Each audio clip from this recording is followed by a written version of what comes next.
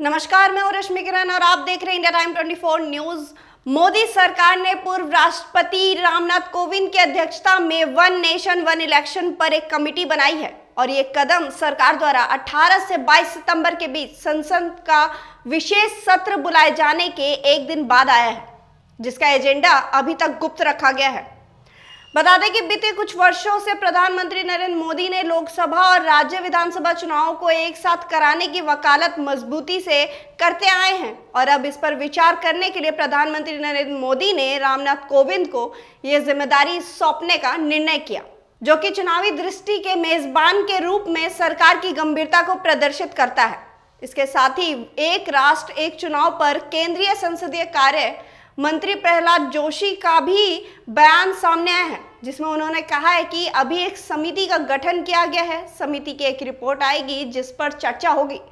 संसद परिपक्व है और वहां चर्चा होगी। घबराने की जरूरत नहीं है। भारत को लोकतंत्र की जननी कहा जाता है, यहाँ विकास हुआ है। मैं संसद के विशेष सत्र के एजेंडे पर चर्चा जरूर करूंगा। वहीं one nation one election committee के बारे में प्रतिक्रिया देते हुए शिवसेना के अनिल देसाई ने भी कहा कि मुझे मीडिया के माध्यम से जानकारी मिली है कि इस तरह की बातें फैलाना ठीक नहीं है। 5 राज्यों में चुनाव होने वाले हैं। सरकार को ये देखना चाहिए कि देश के लोग क्या चाहते हैं, उनके मत को भी ध्यान में रखना चाहिए। आपको बता दें कि सरकार ने 18 से 22 सितंबर तक लोकसभा और राज्यसभा का विशेष सत्र बुलाया है, जिसमें 5 बैठकें होंगी और कहा जा रहा है कि सरकार समान नागरिक संहिता यानी यूसीसी और महिला आरक्षण बिल भी पेश कर सकती है।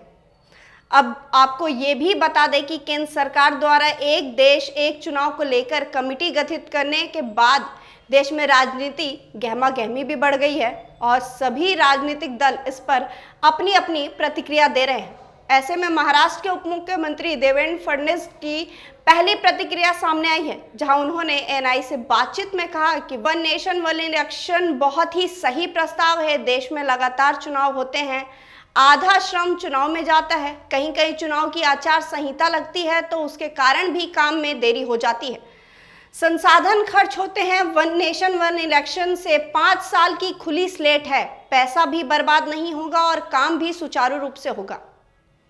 वहीं इस मुद्दे पर आम आदमी पार्टी ने भी इस विचार को पूरी तरह से खारिज किया। भाजपा की ओर से वन नेशन वन इलेक्शन के लिए एक समिति के गठन पर आपने कहा कि भारत में वन नेशन वन इलेक्शन का लागू करना व्यवहारिक तौर पर संभव नहीं है। अब देखना यह है कि क्या ये वन नेशन वन इलेक्शन वाला बिल सरकार द्वारा पारित होता है या फिर खारिज होता है। फिलहाल इस खबर में इतना ही। देश और दुनिया की तमाम खबरों के लिए आप बने रहिए हमारे साथ और देखते रहिए इंडिया टाइम 24 न्यूज। खबरों से खबरदार रहने के लिए चैनल को सब्सक्राइब करें और प्रेस करें बेल आइकन।